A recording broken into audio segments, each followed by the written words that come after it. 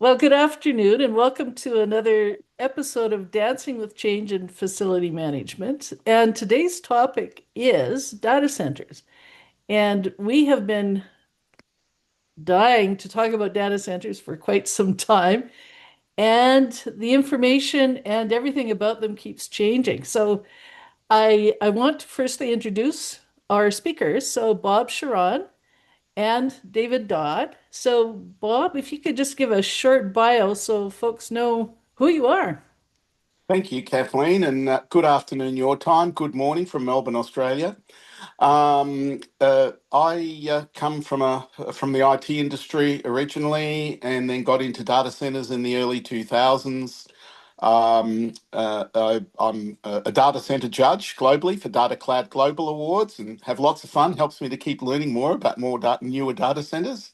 I conducted the first NABERS rating on a data center. NABERS is the National Australian Built Environment Rating System that looks at the last 12 months' operations for energy and water. And I did that back in 2013 for Fujitsu, and have done a whole range of work within the data center space. And all I can say is I can just see racks starting when I started at 1 or 2 kilowatts per rack, and now we're talking 200 kilowatts per rack. So Wow. that's my short intro.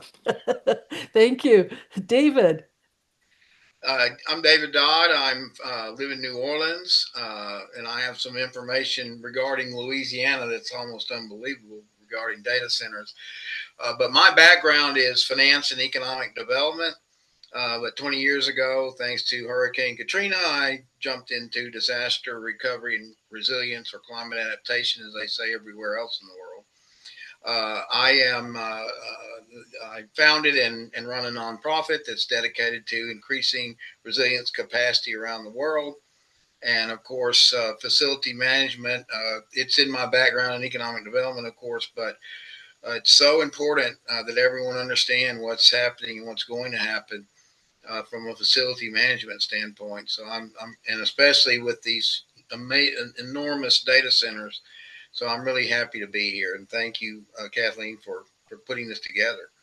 Well, this is really exciting for me, and you've just once again verified what is absolutely true about this world of facility management, that it takes a whole informed team. I mean, the requirements for facility management are like 10 different expertise. We are generalists. We come from all kinds of different areas and backgrounds. Mine is actually the design world, architecture and business both. But so this is interesting as we've watched this whole data center thing unfold. I mean, I've been doing facilities for a long time. I remember, the data rack, and then it was the server closet, and then it was the server room, Mm-hmm. and then it was the server building. And Mm-hmm. now we're looking at data centers. And firstly, they were a campus, and now they've grown into cities and are in fact expanding from there. So that's huge. That's over a course of what, 20 some years, but that's amazing. So where are we now? And I mean, what we're hearing, certainly and reading about a lot, is the amount of energy that data centers take, and then the amount of cooling required to ensure that the servers don't burn out as they're computing. So tell me about that. Who do you want to go I'll throw first? my yeah, I'll throw my 2 cents worth first, just for fun. Sure, I guess. Sorry. go ahead. Um, I guess we're using tons of energy in terms of trying to cool the racks, but I guess what's happened in the last 10 years is the new kinds of cooling that we have, like immersion cooling, for example. Now, rather than immersion cooling, because it takes up a lot more real estate, so that's one of the big drawbacks of immersion cooling, is looking at cooling to chip, direct to chip. And so I can see that we are going to get a lot more of that kind of research that's happening in that area to bring a minimum of 20 kilowatts per rack. But now, we're talking 200 kilowatts. There's no way you can get cool air in the back of a rack at 200 kilowatts. You've got a problem with the laws of physics. So hence, we're needing to get direct to chip and other forms of cooling in order to manage it, because the AI and the video and everything that's going in to these servers is absolutely huge. So I can see a lot more R&D going into this, a lot of experimentation going in. I thought a few years ago immersion cooling would get a higher take up, but it hasn't advanced as well as I thought it would. But let's keep watching this space. Well, actually, so true, and I too am seeing that.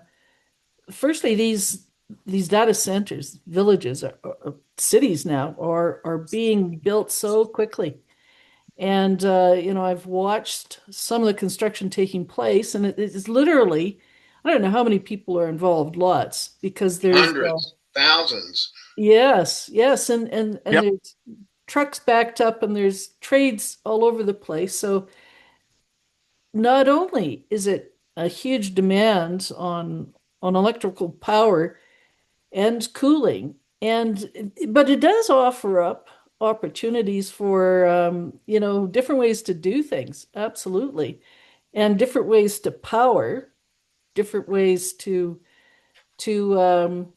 look at cooling. But it's really going to open the door for a lot more electricians, plumbers, and mechanical folks, I think, in the trades, because these kinds of things need constant management for sure. Yeah, Barbara. I mean, Kathleen. I think the thing that I see is not just power, but water, Yes. because these data Mm. centers use a tremendous amount of water as well, depending on how they're cooling the chips. But if they're using water as a part of the cooling process, they're using a ton of water as well.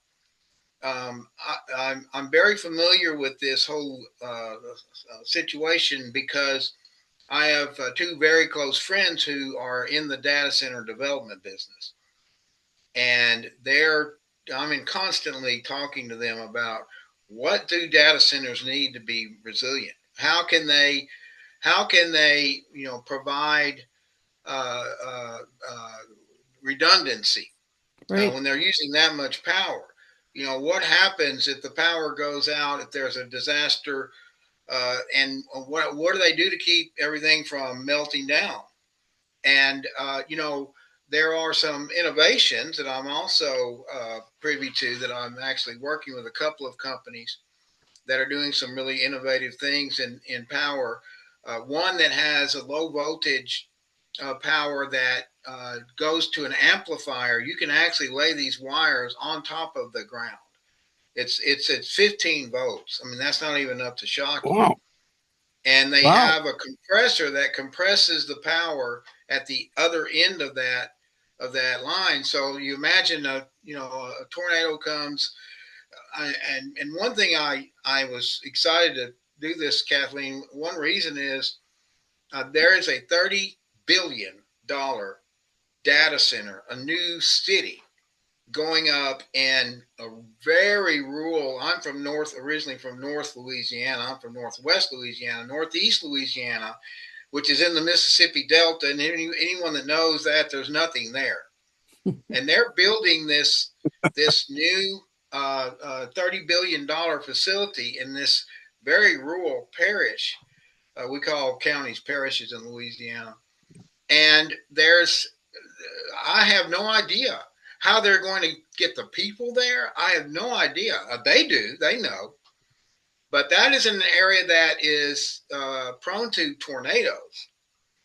Mm. Oh, And if you're Now they have tornadoes in Europe. It used to be if you weren't familiar with the United States, you didn't know what they were. Well, now they know because they're having tornadoes in Europe.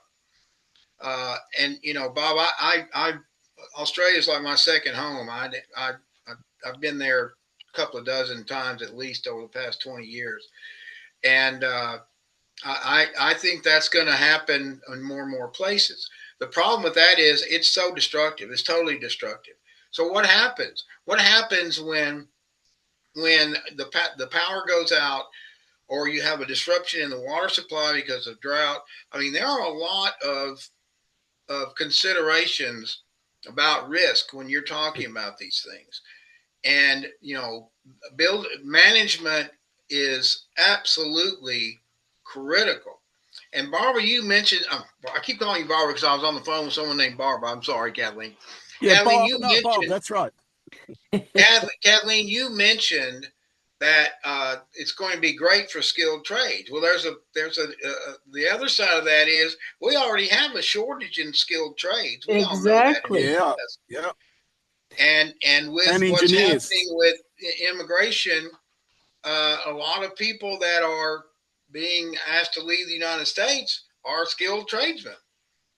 And so, what are we going to do when these data centers require, again, a large number of these people? They're already having issues with construction because there aren't enough construction workers. So, you know, there's some real this is in the U.S., of course, but you know, I think this is happening in a lot of places where Well, these data that's developed countries where these data centers. I know I have some friends in Japan, and they're having a horrible time yes. finding the right people. You know what? That's so true.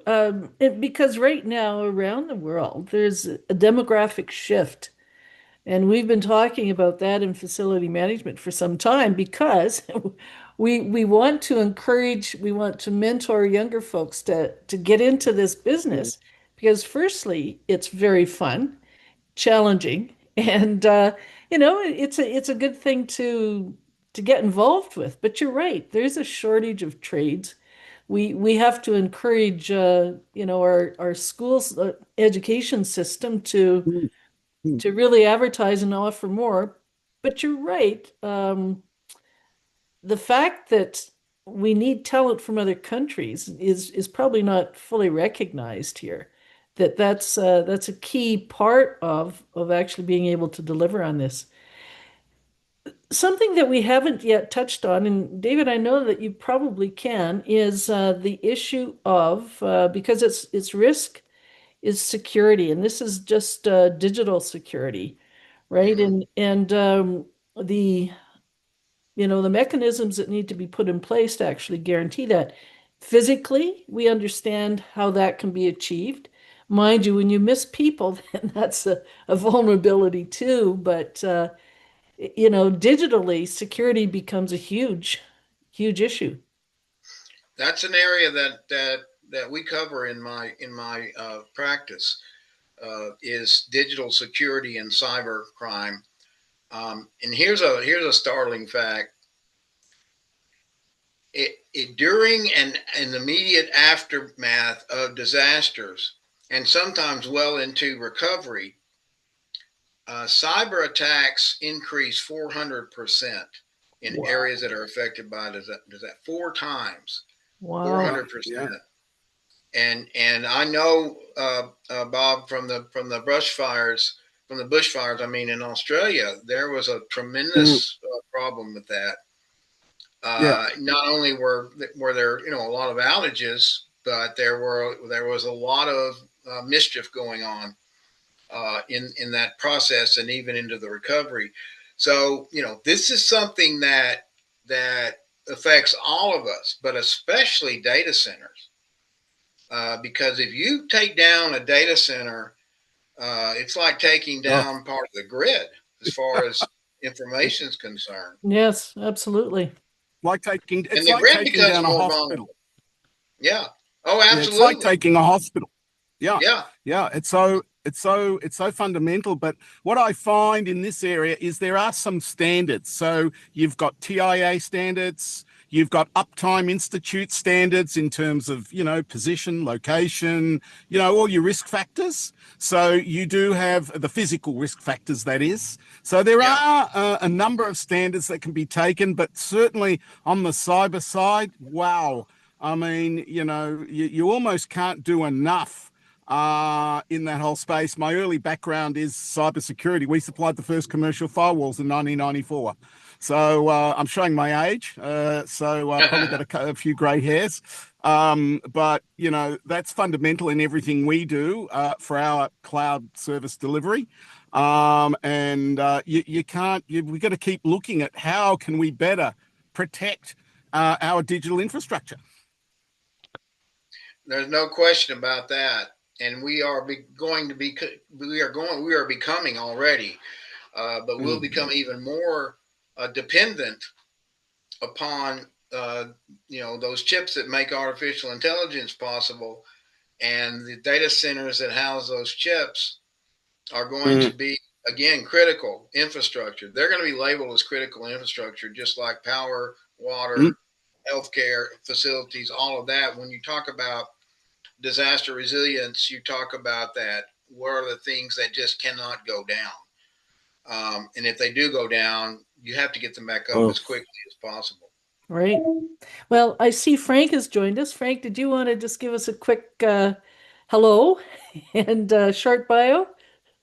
Yeah, I apologize. I have some taxi duty. I'm in my car. I look dark and dangerous. I'm not. Um, I thought that the general discussion was going to be on the AI data centers. I did send a rather long paper to discuss the economics of it, the requirements, and things like that. I don't to everybody on the list. Did you get that? I sent it just about 10 minutes before the call. Oh, I didn't I I didn't didn't see it either. no. But that's all right because certainly what we're talking about is all of those things, and we haven't yet touched on the economic side, but that's huge. I mean, there has Well, been. also the components and stuff. I mean, it was pretty detailed, the paper that I forwarded after I did some research with Perplexity. Mhm. But I mean, one of the things we're drifting into, very broad things. Security is a big niche in itself. I'm not sure we're equipped to do that. Even AI and data centers. How many people have operated a data center or build a data center? I have, but it was a small data center. It wasn't large. Um, but there's going to be tremendous growth and tremendous challenges, even to the environments. And now they're starting to have rejection by communities saying, you're not having that data center here. Taking my water, taking my energy. Um, I'm also working, and I've worked with this person before, Carol Reed, when I was with Bentley. She ran the Smart Cities competition, and that was, I guess it had, I don't know how many states and how many. I was a judge for that and all, but it was pretty extensive. But we were looking at creating an educational one, which would address the issue of the workforce on FEMA. Now, in the US here, and I imagine you'll see it worldwide to some extent, the responsibility for disasters in general, whatever, is now getting pushed down to the local community. Who knows the local community better than the local community and can deal with it? And often the surrounding communities. So we're at the beginning of that, and I think that would be a STEM effort. She has a lot of connections in with different schools. While I was at CES, I found several companies and organizations that might be interested in sponsoring us, but that isn't focused just on AI and data centers, basically. The idea there is we would create education levels of competitions at various grade levels, even starting from, first to eighth, and then high school, and then, college level things. We've done this before, and we would start probably this year. We might tie it in with IEEE's public safety conference that they have coming up in October, I think it is, September or October. Doing the final winners or whatever. But we got to hustle on that. There was a lot of talk at the CES on data centers.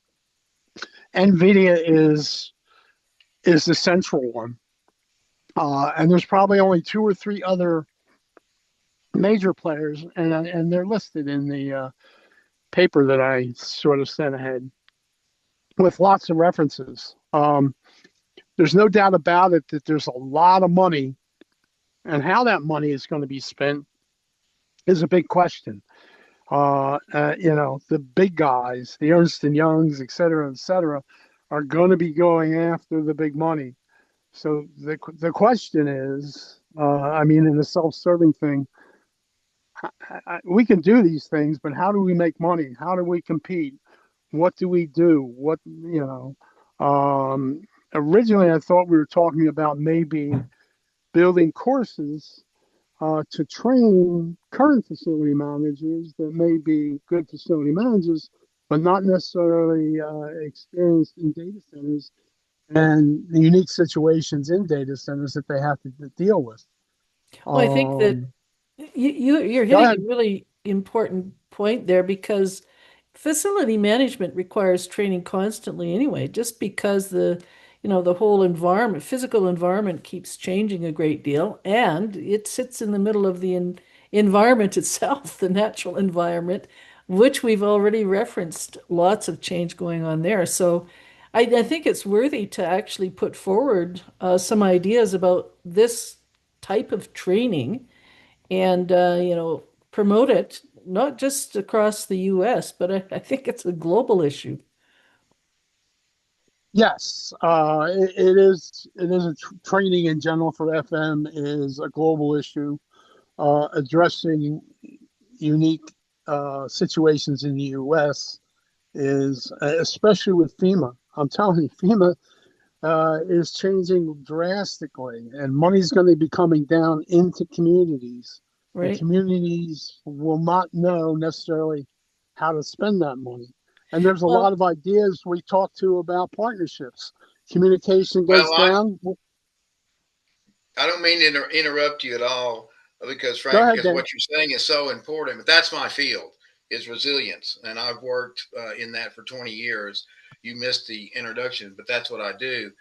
And I'm involved. I'm partnering with another nonprofit, and we are going to. Our goal is to launch an academy to teach states how they can better cope with and recover more quickly from disasters. States know emergency management because they all do it. But many states don't understand how to recover from disasters and especially how to minimize the impacts of disasters because FEMA always did that. And you are right on about what's happening with FEMA. And this is happening in other places around the world. I'm very familiar with Brazil, and they're going through the same thing there. So I think you're right on, and I think training for facility managers. My background, Frank, is economic development, so I've worked with you guys for 30 years, and it's so important that people understand the scope and the breadth of facility management today, which is I think you all would agree has changed a lot. mhm. I think Yes. you said that, Kathleen. You're always training because things are always changing. And I'm telling you, with all these changes in the U.S. and other countries, with the federal government, the way they handle disasters, it's going to be quite a change, a big change. Well, So when you thank you think, for pointing that out. yeah, when you think of it as well, when you're talking about data centers now being cities, in essence, the people that work there, the facility managers live there as well. So that becomes something not that they just go to work to think about. It becomes issues that they live with every moment, right? So they need to get that just built right in to the whole approach and the whole training and operational capacity, quite frankly. Yeah, well, I believe Wayne might have discussed that. We've been working on a learning platform, and I've worked with several organizations through the years at building learning management interactive systems.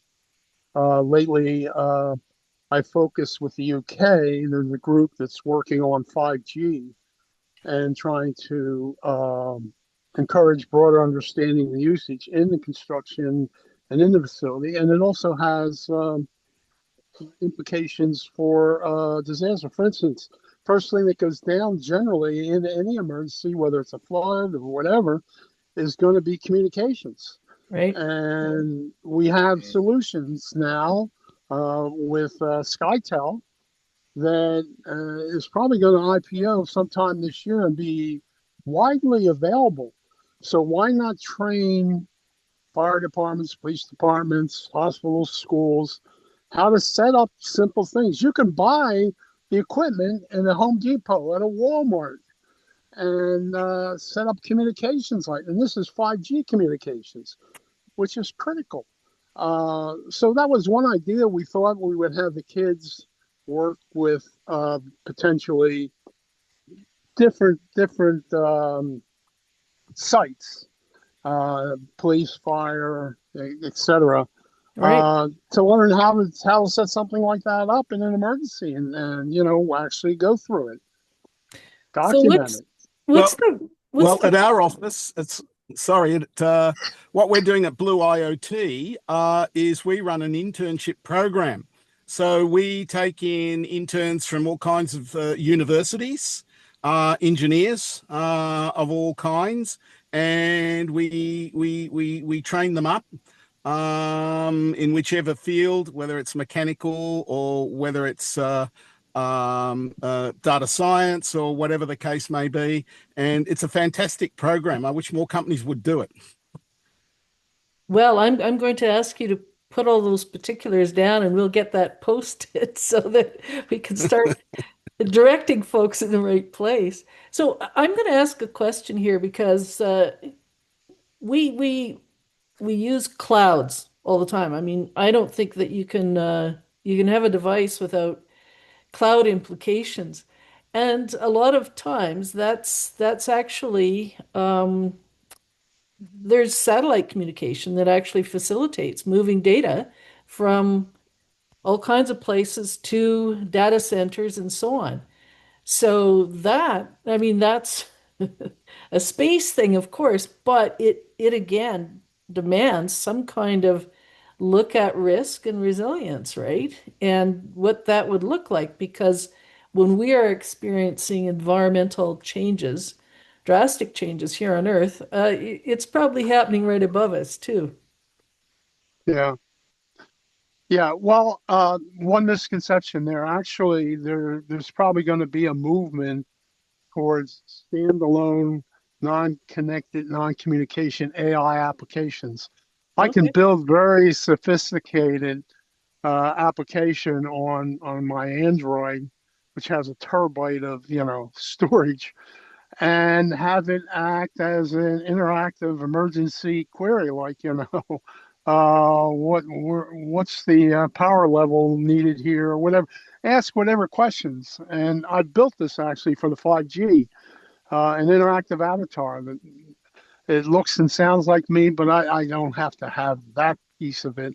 But combining knowledge sets of information based on simple documents or PDFs that explain things and have structures. right. Um, I can share that later. I took it down because I was working on it, but the one I built is all focused on 5G. And every term, what is NTN? What is it? What does this mean? What is the calculate the link uh, distance for 100 meters for this type of LoRa thing? So there's a lot of things that can actually be built to exist on a handheld in case you don't have But I think the ability to also connect out with something like the SkyTel, which are, like I said, they're probably the furthest ahead. There's others coming up behind them. Iridium is resurfacing. They went under and came back, and there'll be others too. That's good news. Yeah, you'll have to share that information for sure. So, David, your thoughts on this? Because most organizations store their information on the cloud, and the cloud is data centers. And so, having that ability to access your information and through the cloud via sometimes it's cable, sometimes it's satellite. So, how do we um, how do we deal with that? Well, I'll give you an example that just came. I have two daughters who are both teachers, and every kid in most every school in the United States is issued a Chromebook when they enroll in class, and everything they do is on the cloud. Now you think about the implications of that. If there's a major disruption or destruction of the the data centers and the other facilities that feed that data, store that data. I mean, it could be really, really destructive. Now you take that and you move it over to the to the corporate side, Right? to the business side, and to the facilities side where you guys are, and you got to think about how are you going to deal with something like that. It's something that in international circles and in climate adaptation, we say we're witnessing the unthinkable. The things that we never ever imagined would happen, maybe only in certain places, are happening everywhere. And the other big issue that you guys have to deal with is earthquakes. Yes. And earthquakes aren't directly tied to climate, but everyone believes, scientists believe that there is some correlation. And you talk about something that the worst disaster I ever witnessed, and I was here during Katrina in New Orleans during Katrina, Mhm. uh, was the Japan earthquake and tsunami. Their entire cities washed away, guys. Yeah. Entire cities washed out in the ocean. The tsunami as it came in, it compressed because Japan, the east coast of Japan is like the west coast of the United States. You have the beach and you have the mountains, and they would come in and go up those mountains over 100 feet sometimes, and then they come back out. And when they came back out, it would be like the force of 47 or 48 locomotives just tearing everything apart and tossing it out in the ocean. And so when you think about something that can cause that level of destruction, and you're a facilities manager, you're a building manager, and you're going, okay, yeah, we need to be sure we have early warning signals and we can get people out.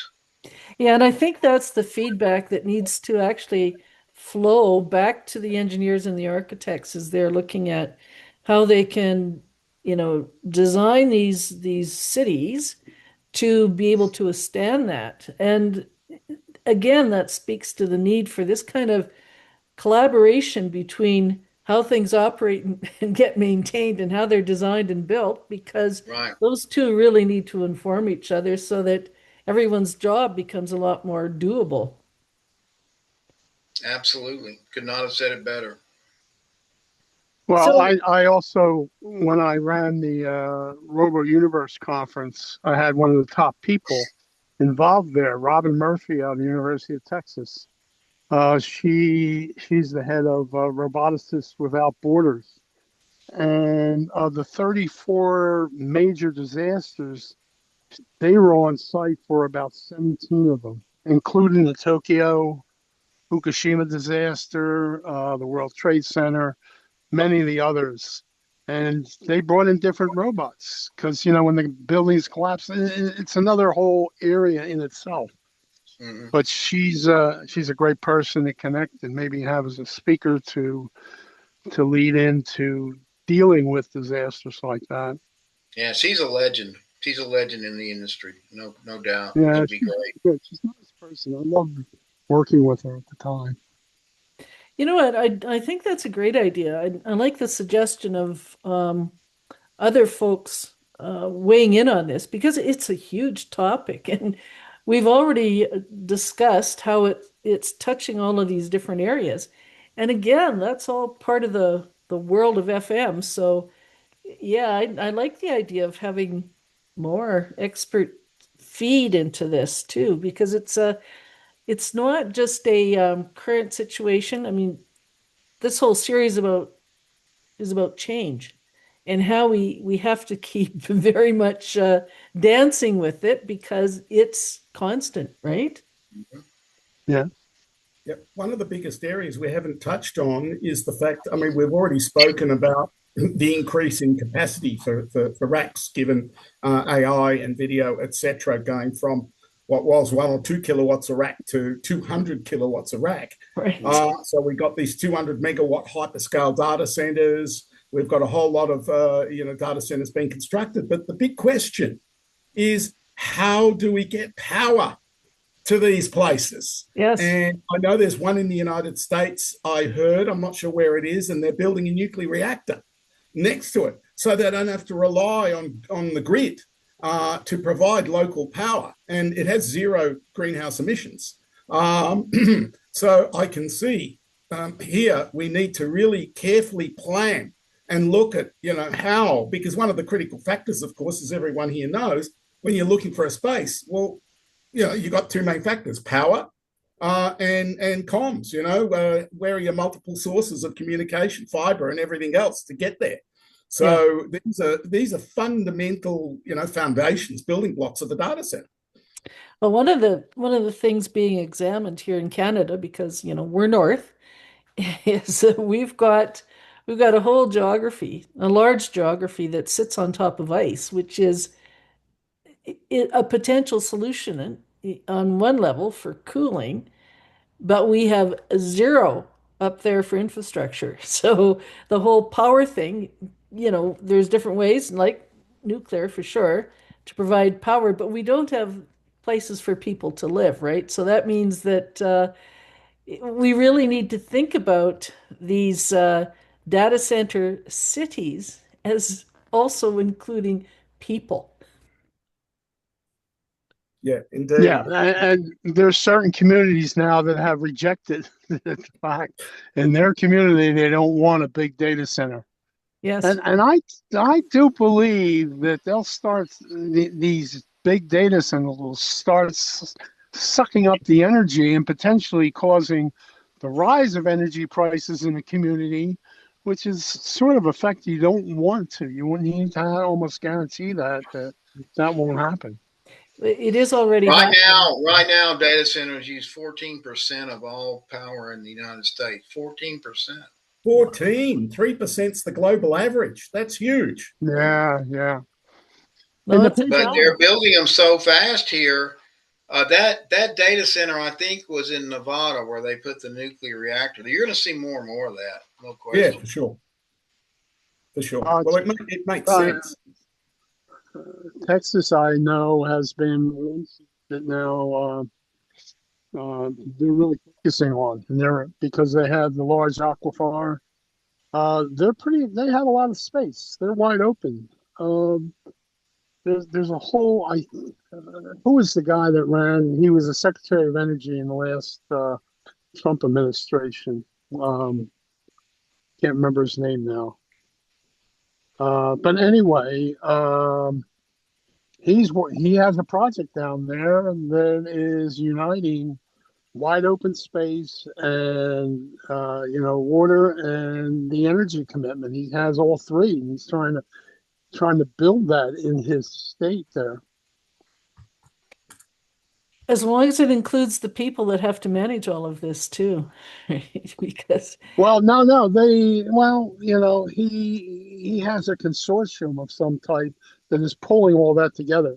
So it's like a planned thing. It's not like the AI people are coming in and saying, "Here we are." It's more like they're getting the state government, the local governments, all to agree and really sort of lining the ducks up to do it.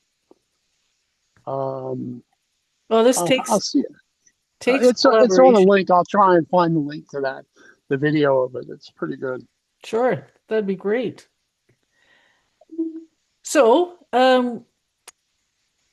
where do we stand now? Like, where are we headed? More Well, growth I for mean, what do sure. we want to do? I can suggest a couple things that I will commit to do. One, I can contact Carol Reed and we can talk about our ideas for the education at the lower levels focused on FEMA. And I have a couple companies from CES that I talked to that might be interested in sponsoring that. But we can just open that up and have everybody talk about it and say good idea, bad idea, whatever, and either join us or whatever. I know Wayne, part of the GFMA group. I think we committed to sort of supporting them in the sense of putting our logo out there and stuff like that, and providing. And I will build two things. One, I'll build an interactive avatar. What I'll need, I need to have it focused. We can't have it focused on this whole world, or else we'll need, You'll need a data tremendous amount of center. data to feed it. But if we focus it on one thing, data center energy or something like that, Sure. that people would have general questions. I would need people to feed me PDF files or presentations. I can gather a lot of this myself, but let's decide first on a niche, a narrow. When I say narrow, I mean, I don't want to cover the whole world here, but like I said, we're doing something on 5G. That's a pretty big area. Sure. Uh, and you start with getting a glossary of terms. There's so many terms that are involved here. It's not, Yeah. we're at a very simple. So I can build something like that. The other thing is I can start and with on a platform build some SCORM based micro courses on certain topics. I started doing some of this with Wayne, Bob, and the GFMA group. And if we pick a topic, for some courses, and we can pick one topic and break it down into micro courses. In general, I'm seeing most people don't want to do the 7 week, 3 hours a day every week stuff. They want micro courses, and they Yeah. don't mind taking lots of small bites. But that's the way learning is going to be digested, Yes. just in time learning.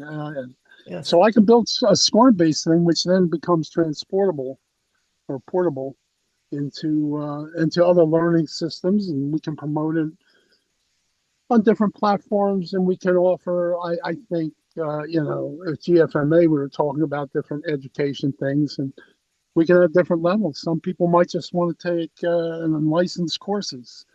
Some people might want hands-on. Come out and talk to us. For 1 day overview, 2 day, 3 day. Here's a menu. Bob has a great menu for the work that he does in the IoT space, where he lists different things that you can do.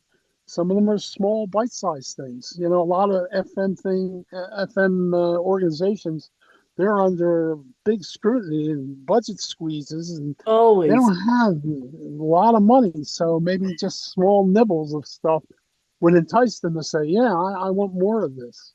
Anyway, so that's the three things. Carol and the FEMA work I'm doing with her. She can give her perspective. We can schedule a call for that. Building an interactive avatar. I would need content. I can find the content, but I think collectively we should agree on something. Sure. And lastly, a micro course or courses on a particular topic. Okay, I like that. So this then will be data center discussion one.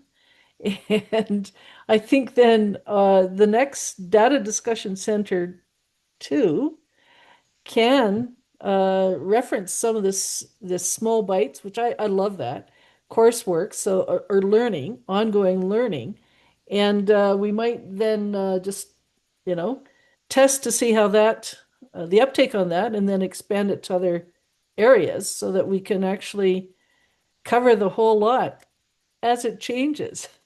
Another good one would be just a sort of a bite-sized look at newer emerging technologies Yes. in Yeah. the space in order to reduce our energy consumption. I mean, David, what a stat that was, 16% of energy in the US. So, just imagine if we can chop out huge portions of energy usage within the cooling and Yes. mainly cooling areas, because of course that's the biggest single chunk, of course, in the PUE number.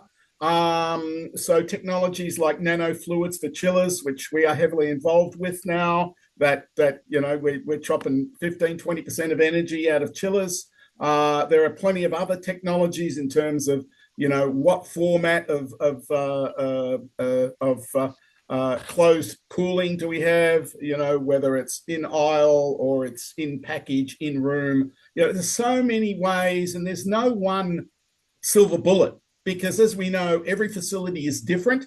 Every requirement, for a particular location may be different due to its geography and other Yes. restrictions. So I think it would be great to kind of, have a session on all of that stuff, because I mean, we could probably take 100 hours talking about that stuff, but You know what? I love it because as we encounter different new things, it demands that we evolve and innovate. So this is exciting. So we've got a new type of building demand.